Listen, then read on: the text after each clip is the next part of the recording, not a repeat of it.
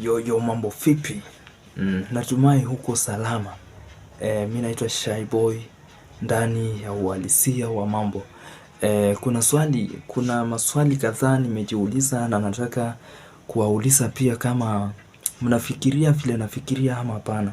Hapo jana ilikuwa tarehe 18 mwezi wa 6 mwaka 2026. Ilikuwa ni siku ambapo wabunge katika bunge la kitaifa walikuwa wanapitisha mswada wa fedha wa mwaka 2026 mwaka 2027. Kama kawaida idadi ya wabunge ndani ya bunge la kitaifa anakuwa jumla wabunge 349. Katika kikao ya jana ambapo wabunge walikuwa wanapitisha mswada wa fedha wakiwa wanapigia kura, wabunge wenye walihudhuria hicho kikao walikuwa 162. Waliopitisha kwa kupigia kura ya ndio walikuwa wabunge 122. Ilhali walioangusha mswada huo walikuwa wabunge 40 pekee.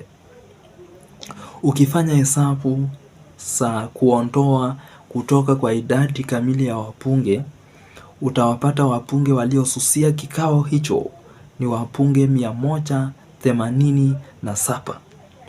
Swali ni je, wabunge waliosusia kikao hicho walikuwa na swala gani?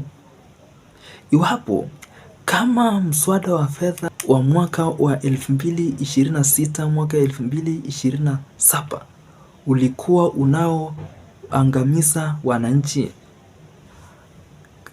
mbona hao wabunge wenye walikosa kuhudhuria hiyo mkutano wasihudhurie na kuangusha, sababu wako na idadi kamili ya kuangusha?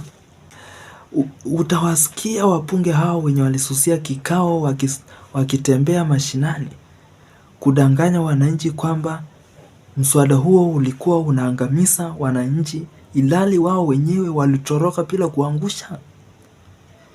Wabunge walipewa jukumu gani na katiba la Kenya? Wabunge walichaguliwa na wananchi kutoka eneo bunge mbalimbali kufanya kazi gani bungeni?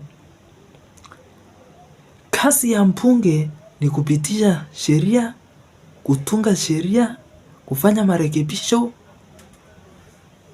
kabla kukuwa sheria. Kati ya wabunge wenye walipitisha kwa kupiga kura ya ndio na wale wenye walisusia kikao, ni kina nani wenye wako na makosa? Inafaa wananchi sahi kuwa na akili. Ingekuwa mimi, hao wabunge wote wenye walisusia kikao cha Alhamisi wapate adabu kutoka kwa wananchi, na adabu yao ni kwamba waangushwe katika uchaguzi mkuu ujao, sababu wamekosa kutekeleza majukumu yao kikatiba. Very sad and shameful. Kila mwananchi sahi afuatilie ni mbunge wake ndio alisusia kikao ama alihudhuria, na kama alisusia inafaa chukuliwe hatua kikamilifu. Kazi ya wabunge si kutoroka mswada. Kazi ya wabunge ni kuhudhuria kikao, kuwakilisha mwananchi kutoka eneo bunge lake na kupitisha sheria zinazofaidi wananchi na kuangusha ama kupinga sheria zinazokandamiza wananchi.